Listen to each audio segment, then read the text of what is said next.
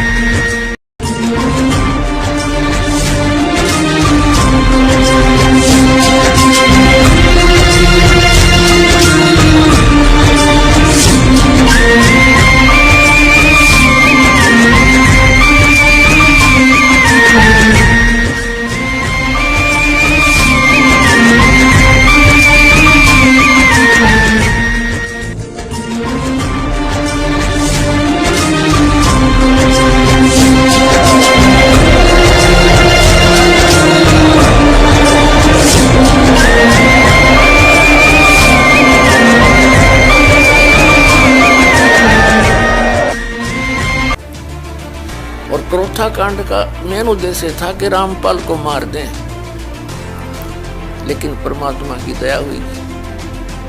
दास ने मरने का गम नहीं, उस समय मर जाता तो ये काम अधूरा रह जाता, ये गम अवश्य साथ ले जाता। अब मेरा काम पूर्ण हो लिया, डूंडा पाड़ दिया, सबके छक्के छुड़ा दिए, अरीड के सब झोले खाली करके दिखा दिए।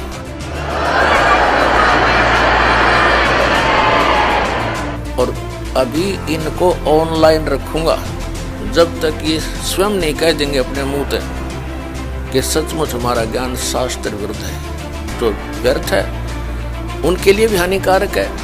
अनुयायियों जो भगवान के बच्चों को गुमराह किए बैठे हैं, उनका जीवन नाश कर रहे हैं। मेरा उद्देश्य क्या है? आपका बुरा करना नहीं है, केवल भला करना उद्देश्य है। और उसके लिए जेल के से जान जाओ, ये तो करके छोड़ दूंगा, दाता का आदेश है, फाइनल फैसला कर रखा था उसने। हमारा एक बार ज्ञान निखार हो जा, फिर चाहे फांसी दे दियो मेरा, एक बार परमात्मा का ज्ञान उसके बच्चों तक पहुंच जा। ये ना समझे मान बढ़ाई ना बढ़ाओ, अपना जीवन कल्याण कराना चाहिए, इन अज्ञानियों की बातों में नहीं आना चाहिए। और इनसे भी दास प्रार्थना करता है, हमें कोई द्वेष नहीं, इन हमारे साथ जो करा सो करा, हम तो बालक जान का माफ करनी है, क्योंकि हमारे भगवान के साथ वो जुल्म किए थे, उनको अगर आज देख लें, हमारे साथ तो कुछ भी ना हुआ दास के साथ।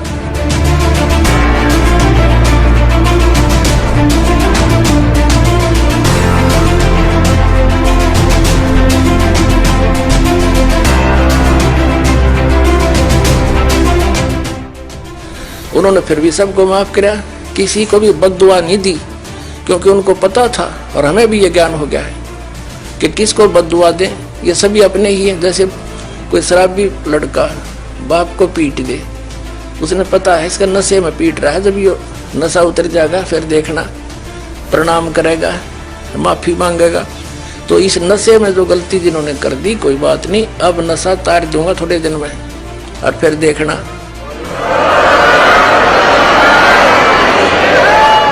अब ये थोड़े से दिन में ये ट्या ट्या करने वाले हैं ना विरोधी, सिर पटक कर बैठ जाएंगे, जनता इन्हें बोलने नहीं देगा। बच्चा बच्चा भी बस चुप हो जाओ, तेरे दिन सुन ली तुम्हारी ये बकवाद। मेरे सामने प्रमाण दिखा रहा है, दास ने गला पड़ा दिया और जेल तक जा लिया इस सच्चाई को ऊपर लाने के लिए, और ये फिर भी बकवाद कर रहे हैं। इस दास ने तो न्यौछावर कर रखा है जीवन परमात्मा के लिए। परमात्मा के बच्चों तक इस तत्व ज्ञान को पहुंचा कर छोड़ूंगा, चाहे कुछ भी बीतो मेरे साथ।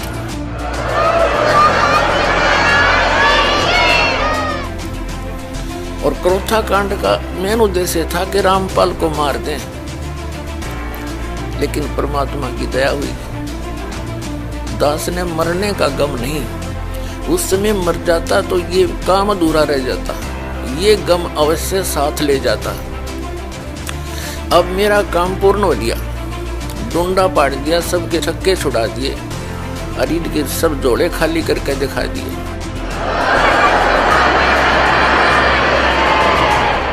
और अभी इनको ऑनलाइन रखूंगा जब तक ये स्वयं नहीं कह देंगे अपने मुंह से कि सचमुच हमारा ज्ञान शास्त्र विरुद्ध है, जो व्यर्थ है, उनके लिए भी हानिकारक है। अनुयायियों जो भगवान के बच्चों को गुमराह किए बैठे हैं, उनका जीवन नाश कर रहे हैं।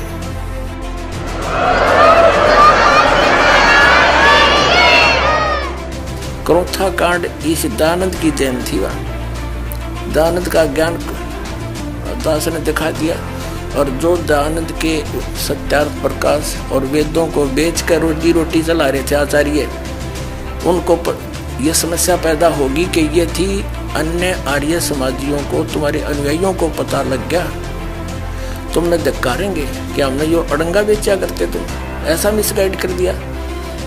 तो उसको छुपाने के लिए क्रोथा आश्रम पर आक्रमण करवाया महर्षि दयानंद के चेलों ने। इनके द्वारा भ्रमित मुख्यमंत्री हरियाणा श्री भूपेंद्र सिंह हुड्डा ने इनको सहयोग दिया पूर्ण रूप से कि मार दो रामपाल को, खत्म कर दो आश्रम को। और 12 जुलाई सन 2006 को क्रोथा आश्रम पर आक्रमण किया गया है। 3 दिन तक चारों तरफ से घेरे रखा, आश्रम में कोई ना आने दिया, ना आश्रम से कोई बाहर जाने दिया। और फिर क्या देखो कमाल, आक्रमण करने वालों को तो इनाम दिया जो पुलिस की गोलियों से घायल हुए, और आश्रम के भक्तों पर झूठा मुकदमा बना दिया 302 का। हम अंदर बैठे हैं आश्रम में, और 148-49 धारा भी हमारे पर लगा के और 302 के झूठे मुकदमे में फंसा दिए। 21 महीने जेल में रखा ये दास। हमने इस पूरे क्रोथा कांड की जांच के लिए सीबीआई से जांच कराने की प्रार्थना कर ली, लिखकर सरकार को दे लिया। High court, Punjab and Haryana high court के अंदर ये हमने केस डाल रखा है कि हमारा निर्णायक तरीके से केस नहीं बनाया गया है, इस पर पुनर्विचार हो, और जिनको मुख्यमंत्री जी ने इनाम दिए हैं आक्रमणकारियों को, उनके ऊपर केस किया जाए। हम जो है ना कानूनी तरीके से ही आगे बढ़ेंगे। हम किसी के साथ झगड़ा करना कभी ना सोचा ना सोचें, लेकिन वो सीबीआई से जांच क्यों नहीं कराई जा रही? यदि वहाँ ऐसा बुरा कर्म होता था और हमारा कोई दोष है तो सीबीआई से जांच करा दो, दूध का दूध और पानी का पानी हो जाए। हम आज भी यही प्रार्थना करते हैं कि एक बार सीबीआई से जांच करा दो। ये मुख्यमंत्री तक अंदर होंगे उस दिन, जिस दिन सीबीआई से जांच हो जाएगी।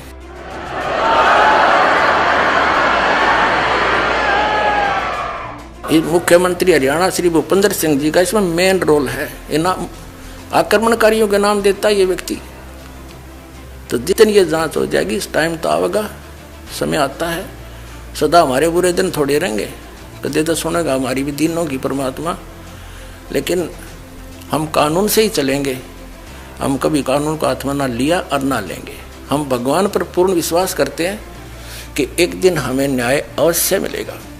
लेकिन हमारा उद्देश्य ये है कि हम उनका बुरा नहीं चाहते, लेकिन जिन्होंने अपराध किया उनको सजा अवश्य मिले, ये विधान है। कानून है तो उसका कानून से ही हम लड़ाई करेंगे, वैसे नहीं। गदर मचा रखे नकली संतों, आचार्यों, शंकराचार्यों ने, दुनिया डबो दी। इतने अनमोल जीवन को नाश करें, इनको पता नहीं कि इतना कीमती जीवन है इनका। और इस सत साधना से इनको यहाँ भी सुख है, और वहाँ जाएंगे जहाँ सदा सुखी। जा जाने के बाद फिर साधक कभी लौट कर नहीं आता। और ये महर्षि दयानंद भांग पिया करता, तमाकू सूंघा करता, तमाकू खाया करता, हुक्का पिया करता, चाय पिया करता। आज से 150 वर्ष पहले पद प्राप्त हैं, जो प्रवक्ता हैं, आचार्य हैं, वो अब भी इस सत्य को आंखों देखकर भी ना स्वीकार करना चाहते हैं और न ही समाज को करने देना चाहते हैं, जिसके परिणाम स्वरूप इन्होंने क्रोथा कांड करवाया। ऐसा जालिम कर्म ज्ञान का उत्तर ज्ञान से देना चाहिए, लठों से नहीं। वो तो दुष्ट लोग होते हैं जो हिंसा करते हैं। सतलोक आश्रम क्रोथा को चारों तरफ से गिरवा दिया इन अपने अनुयायियों से झूठ बोल कर, सच्चाई से परिचित ना करवा के। और 3 दिन तक वहां सत्संग के लिए उपस्थित भक्तों को वो परेशानी दी, उसको याद करके कलेजा मुंह को आता है। यहाँ आश्रम के अंदर नवजात शिशु, रोगी व्यक्ति, बूढ़े बुजुर्ग आते हैं। पूर्णिमा का अवसर था, सत्संग सुनने के लिए भक्तजन आ रहे थे। कुछ आ चुके थे क्योंकि 9, 10, 11 का सत्संग था जुलाई 2006 में। तो उन दुष्ट लोगों ने आने वाले भक्तों को पीटा, बहन बेटियों के साथ बदतमीजियां की और पुलिस वहां साथ खड़ी थी। क्योंकि हरियाणा का जो मुख्यमंत्री है श्री भूपेंद्र सिंह, ये भी आर्य समाजी है। इन सब को इन्होंने भ्रमित किया, आचार्यों ने, जनता को भी मुख्यमंत्री को भी, कि आश्रम के अंदर बहुत बुरा कर्म होता है। सच्चाई नहीं बताई कि दयानंद के अज्ञान की खाल तार दी, उनको भ्रमित किया।